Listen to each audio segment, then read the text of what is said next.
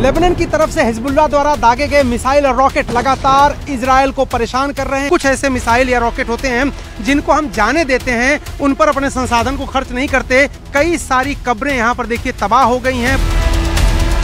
एक रॉकेट आके गिरा है जिसकी वजह से तबाही का जो मंजर है वो आप देख सकते हैं। यहाँ पर देखिए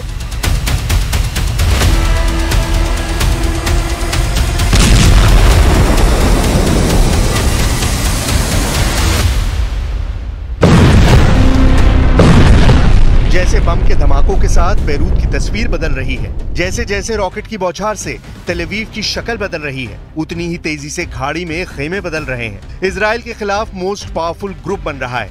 इस ग्रुप में होड़ ये लगी है कि जल्द से जल्द ईरान से दोस्ती की जाए और इजराइल के साथ अमेरिका को हद में लाया जाए। कई तस्वीरें हैं जिन्होंने अमेरिका और इजराइल की टेंशन बढ़ा दी है।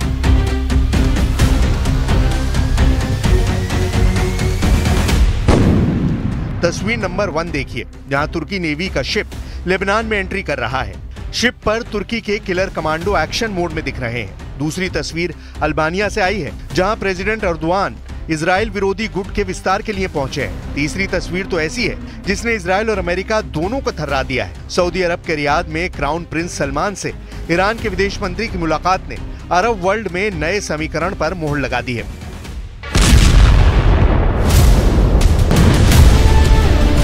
वॉर जोन में दिख रहे बारूदी तहलके से ज्यादा तपिश इन तस्वीरों में है। तेहरान में जल रहे इजराइल और अमेरिका के झंडे क्या कह रहे हैं? क्या ईरान ने सऊदी अरब को साथ लिया है? क्या खाड़ी के सभी पावरफुल नेशन पर खामेनेई की अपील असर कर गई है? सऊदी क्राउन प्रिंस मोहम्मद बिन सलमान और ईरान के विदेश मंत्री अब्बास अराक्ची की मीटिंग में युद्ध तनाव पर चर्चा हुई है। प्रिंस सलमान ने ईरान के विदेश मंत्री से वॉर टेंशन कम करने का वादा भी किया है।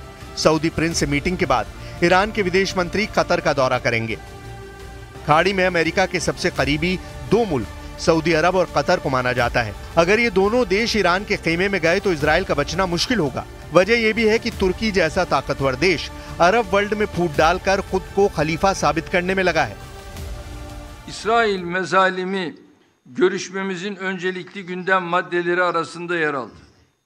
Netanyahu hükümetinin bölgesel kapsamının ötesinde artık küresel düzeni tehdit eder hale gelen saldırganlıkları hakkındaki görüşlerimizi paylaştık. उधर डिप्लोमेसी फ्रंट पर इजराइल जैसे जैसे ट्रैप में फंसता दिख रहा है, उतना ही वॉर जोन में उसे झटके लग रहे हैं।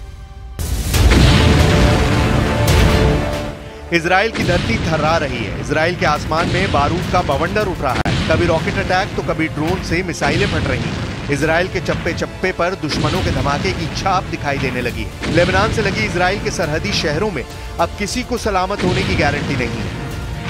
मैं इस वक्त इजराइल लेबनान के बॉर्डर के बेहद करीब एक गांव में हूं, जहां 8 अक्टूबर को दोपहर 1 बजे एक साथ कई दर्जन रॉकेट से हिजबुल्लाह ने हमला किया था और उनके निशान आप अब भी गांव में जो घर है उनकी दीवारों पर देख सकते हैं।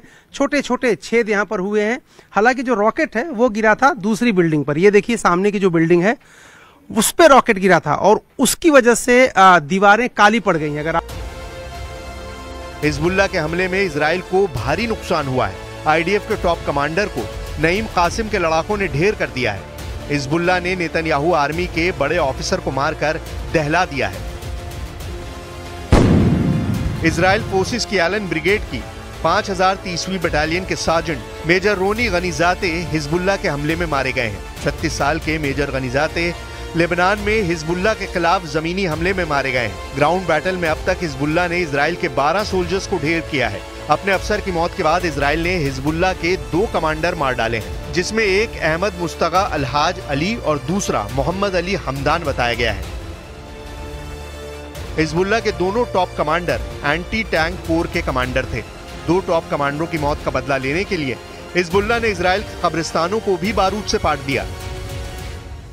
यहाँ की धार्मिक मान्यता के मुताबिक उनको भी शांति नहीं है और आप यहाँ पर देखिए कि ये पूरा कब्रिस्तान टूटा फूटा है। यहाँ पर देखिए ये गवाही दे रही हैं तस्वीरें कि लोग जो हैं वो यहाँ पर अपने प्रियजनों को देखने आ रहे हैं। देखिए जिनको ये खबर पता लगी है कि कब्रिस्तान के ऊपर रॉकेट हमला हुआ है, वो लोग अपने प्रियजनों की देखिए यहाँ पर कब्रें देखने आ रहे हैं और लोग यहाँ पर लगातार जो अटैक हुआ है रॉकेट से उसको देखने आ रहे हैं। हिजबुल्ला फाइटर इजराइल के किरियात शमोना से आगे बढ़कर अब बेत हिलेल और मयान बारूज तक मार कर रहे हैं। गैलीली में हिजबुल्ला के रॉकेट के छर्रे से छलनी दीवारें हर जगह देखी जा सकती हैं। हिजबुल्ला के हमलों में आई तेजी की वजह से रदवान फोर्स के नए कमांडर की तैनाती है। इजराइल मीडिया के मुताबिक रदवान फोर्स के पूर्व कमांडर हैतम अली तबातबाई को हिजबुल्ला के मिलिट्री ऑपरेशन का चीफ बनाया गया है। हैतम अली के साथ मिलिट्री लीडरशिप में जिहाद काउंसिल के मेंबर मोहम्मद हैदर को भी सैन्य ऑपरेशन का जिम्मा सौंपा गया है। वहीं हाशिम सैफुद्दीन की मौत के बाद हिजबुल्ला की पॉलिटिकल विंग का चीफ अब नईम कासिम को बनाया गया है। नए कमांडरों की यही तिकड़ी नेतन्याहू से नसरल्ला की मौत का बदला लेगी, लेकिन अमेरिका के रहते ये मुमकिन नजर नहीं आ रहा है। सुपर पावर ने इजराइल को इतने हथियारों से लैस कर दिया है कि उसे युद्ध में परास्त करना हिजबुल्ला तो क्या, कई देशों के बूते की बात नहीं।